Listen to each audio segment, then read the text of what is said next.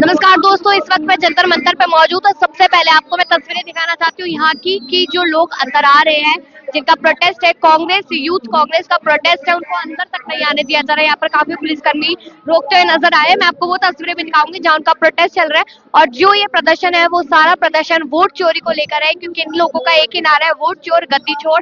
इसको लेकर महारैली भी हुई थी, तमाम तरीके की तस्वीरें पहले भी देखी गई है। और अब जंतर मंतर पे वो लोग हैं, लेकिन सब लोगों को यहाँ पर पहुंचने की अनुमति नहीं दी जा रही है। सबसे पहले मैं आपको एक पोस्टर दिखाना चाहती हूँ। आपको याद होगा ये ब्राजील की मॉडल है, जिनका जो वोट है वो काफी ज्यादा काउंटिंग में सामने आया था। और यहाँ पर प्रधानमंत्री नरेंद्र मोदी जी, क्या मतलब है इस पोस्टर का?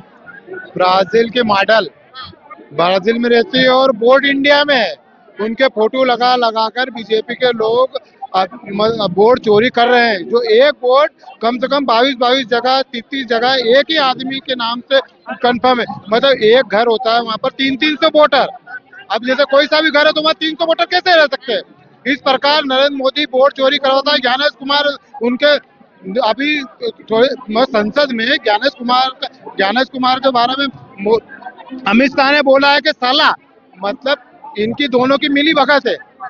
तो ये वोट चोरी करवाते हैं। ब्राजील की मॉडल है, ब्राजील के काम करवाते हैं। हाँ, लेकिन सवाल ये है कि आप लोग ज्ञानेश कुमार के लगातार टांग खींचने में लगे हैं या फिर उनके ऊपर आरोप लगा रहे हैं। वहाँ पे उनका प्रमोशन पे प्रमोशन हुए जा रहा है। देखिए, बातें साफ है, आरोप लगाना तय है। जो बातें हमारे राहुल गांधी जी ने रखी है, जो मुद्दे रखे हुए हैं, वो सारी चीजें साफ है। एक सीधी सी बात है कि हम लोग यहाँ केवल एक बेरोजगारी जो मुद्दा है हम लोगों का वो, और दूसरा वोट चोरी जो पूरी देश के सामने हमारे नेता राहुल गांधी जी ने सारी चीजें पूरे प्रूफ के साथ सारे देश के सामने रखी हैं, जिसका उदाहरण आप देख रहे हैं। आज पूरा युवा सड़क पर उतरा हुआ है। आप युवा की बात करें कि सड़क पे उतरे, बहुत गिनती के कम लोग यहाँ पर पहुंचे। वहाँ पर पुलिस वाले एंट्री नहीं दे पा रहे। आप लोगों की जानकारी थी कि संसद घेराव करेंगे, कैसे करेंगे? इसका कारण मेरे पास एक वीडियो है, आपको मैं दिखा सकता हूँ। सुबह पुलिस वाले जो है उनको जो है पहले ही गिरफ्तार करके बस में भर भर कर ले जा चुके हैं। ये वीडियो है, ये पुलिस वालों के द्वारा देखिए कैसा अत्याचार किया गया। हमारे साथियों को बस पर उठा कर ले जाया गया। और मैं अपने साथी से जब बात कर रहा हूँ कि कहाँ हो भाई, तो बोल रहे पता नहीं हमको कहाँ उठा कर लिए जा रहे हैं। मतलब शुरुआत सुबह ही उनको उठा लिया गया? जी हाँ, पूरा मतलब मैं आपको दिखाना चाहती हूँ कि यहाँ पर अब प्रोटेस्ट कर रहे थे लोग, प्रदर्शन कर रहे थे, बहुत शांतिपूर्ण प्रदर्शन चल रहा था। जो फोर्स है, जो पुलिस है, वो उनको रोकने की कोशिश कर रही है। और हर बार ये चीज देखी जाती है कि जब भी कांग्रेस यूथ कांग्रेस जब सड़कों पर उतरती है तो इसी तरीके से पुलिस उन्हें रोकती हुई नजर आती है, अपनी बात नहीं रखने दी जाती है। और ये सारी चीजें लगातार देखने को मिलती है। और सवाल यहाँ पर ये उठते हैं कि प्रशासन क्या सिर्फ और सिर्फ यहाँ पर कांग्रेस के जो लोग हैं उनको रोकने के लिए बैठा हुआ है और बाकी लोगों से उन्हें नहीं रोकने के लिए बैठा है, क्योंकि हर तरफ हर जगह यही तस्वीरें देखने को मिलती है। मेरी नजर सीधा आपकी टी शर्ट पे गई है, जिसपे लिखा है कि हमारी रियासत हमारा हक। ये क्या मतलब है इस टी शर्ट का? ये संदेश है इस वोट चोर सरकार को। मैं कश्मीर से आता हूँ, पुलवामा जिला से। जो आपने हमारे हक छीने हैं, जो आपने हमारी रियासत को छीना है, और वो भी अनडेमोक्रेटिक तरीके से, वो हमें वापस चाहिए। जम्मू कश्मीर के लोग बहुत परेशान हैं, सताए हुए हैं। उनको और ना सताया जाए। जम्मू कश्मीर को एक लेबोरेटरी की तरह यूज करना बंद करें और जल्द से जल्द जो है स्टेटहुड है वो रिस्टोर किया जाए। जैसे ये पूरा जो कार्यक्रम था ये वोट चोरी को लेकर था। वोट चोरी को लेकर आप लोग लगातार, मतलब जितना यूथ है वो लगातार खिलाफ नजर आ रहा है, लेकिन सरकार या फिर जो इलेक्शन कमीशन है वो इस पर बिल्कुल ध्यान नहीं दे रहा। तो कैसे अपनी बात पहुंचाएंगे? देखिए, दुविधा तो यही है। सारे इंस्टीट्यूशन भाजपा ने हैक किए हुए हैं। हर एक जगह पे इन्होंने वोट चोरी करके सरकार बनाई है। चाहे अभी बिहार में देख लीजिए, हरियाणा में देख लीजिए, महाराष्ट्र में देख लीजिए। तो इसी को लेके हम लोग सड़कों पे हैं, हम लड़ रहे हैं। युवा कांग्रेस के कार्यकर्ता सड़कों पे हैं और जब तक ये हक हमारे नहीं मिलेंगे हम लड़ते रहेंगे। क्या नाम है? मेरा नाम शिखा रॉय सिंह है, state secretary youth Congress Chhattisgarh. आप लोग प्रोटेस्ट करने यहाँ पर पहुंचे थे, मेरे ख्याल से ज्यादा देर नहीं होगी, उससे पहले फोर्स ने निकालना शुरू कर दिया। ये हमारी आवाज दबाने का इनका तरीका, ये बहुत पुराना तरीका है। सच्चाई की आवाज दबाने के लिए ये इस तरीके के हथकंडे हमेशा ही अपनाती आ रही है। इनको और तेज करने दीजिए, और तेज कीजिए, आवाज और तेज करो ताकि हमारी आवाज, लेकिन हम अपनी आवाज इनसे ज्यादा बुलंद होके बोलेंगे, हम इससे ज्यादा बुलंद होके बोलेंगे। आप कितना तेज करके इनका देखिए, ये तरीका है, ये तरीका है। रीजन समझ में नहीं आ रहा है यहाँ पे किसको भगा रहे। आप अपने लोगों लिए, अपने लिए सीटी बजा रहे हैं। ये कितना भी करें, ये तरीके से ये अपना हमेशा ही करते आए हैं। ये तो इनका काम है, इनकी जिम्मेदारी है, वो आप मुझे बताइए ना कौन है यहाँ पे? अभी तो मैं और आप ही बात कर रहे हैं, तो देखिए इनकी हरकतें, आप समझ रहे हैं? ये मेरा कहना यही है कि सच्चाई की आवाज चाहे कितना भी ये दबाने की कोशिश करें, लेकिन ये दबा पाएंगी ही नहीं। हम अपनी अधिकार की लड़ाई ऐसे ही जारी रखेंगे और आगे कंटिन्यू हम अपनी अधिकार की लड़ाई चलाते रहेंगे जब तक ये गूंगी बहरी सरकार को समझ नहीं आता कि इनको लोगों के प्रति इनकी सहानुभूति नहीं है।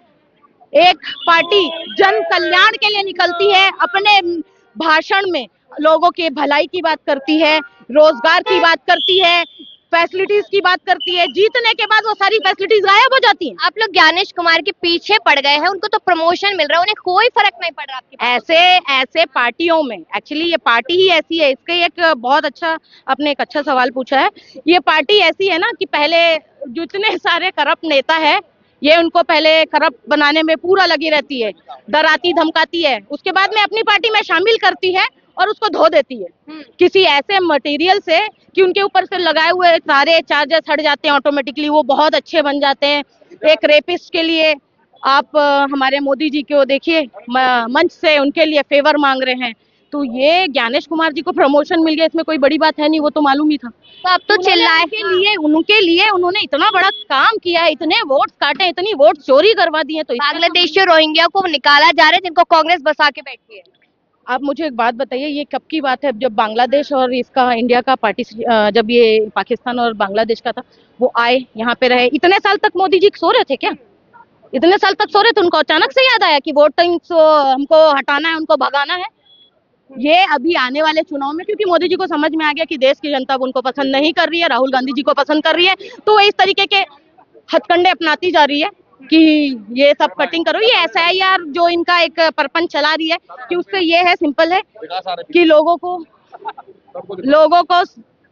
हटाना, वोट काटना और वोटिंग्स की चोरी करने के नाम से ये सारी चीजें ये कर रही है।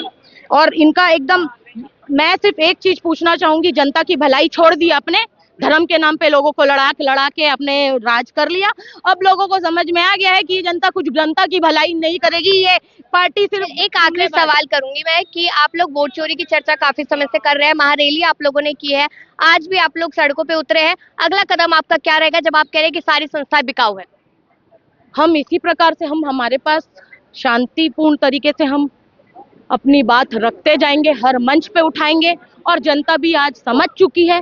और भी आंदोलन करने पड़े तो हमारे शीर्ष नेतृत्व, हमारे नेता श्री राहुल गांधी जी के और हमारे राष्ट्रीय अध्यक्ष उदय पांडु जी के नेतृत्व में जो कार्यक्रम पॉसिबल होगा, जब जरूरत पड़ेगी हम आएंगे, इसी तरीके से धरना करेंगे, अपनी बात जनता के सामने रखेंगे। चाहे ये पुलिस हमें मार डाले या पीट के लहूलुहान कर दे। आज भी हमको बहुत चोटें आई हैं, हमारे पूरे पैरों को बुरी तरीके से क्षति किया गया है, जिसमें हमारे हाथों में ना कोई डंडा है ना कोई, हम बहुत शांतिपूर्ण तरीके से जा रहे थे। इन्होंने लात मारी, पैरों पे पूरे कट हैं, ब्लड आ रहे हैं, लोगों के कपड़े फाड़ दिए, भाइयों को डंडों से धकेला गया, बैरिकेड से उनमें फेंका गया। तो ये इनकी जितनी भी बर्बरता पूर्वक तरीके से ये अपना कार्य करती है, इनको करने दीजिए, हम अपना कार्य यूं ही जारी रखेंगे। चलिए, आपने काफी लोगों को सुना है यहाँ पर, वो यही कहते नजर आए कि जब भी हम अपनी बात रखते हैं तो हम पर डंडे बरसाए जाते हैं, हमसे मारपीट की जाती है, और यही सारी चीजें कहीं ना कहीं यहाँ पर इस बार भी देखने को मिली है। तमाम लोग अब वापस कांग्रेस ऑफिस जा रहे हैं, इधर पुलिसकर्मी आ रहे हैं, काफी लोगों से जानकारी ली और इससे यही पता चला है कि ये लोग जो है वोट चोरी का मुद्दा ऐसे ही कम नहीं करेंगे, इस मुद्दे को लगातार उठाते रहेंगे। आप लोग अपनी राय दीजिएगा इस मुद्दे को लेकर के, आप भी सोचते हैं कि वोट चोरी गद्दी छोड़ वाली जो चीज है उसमें हकीकत है।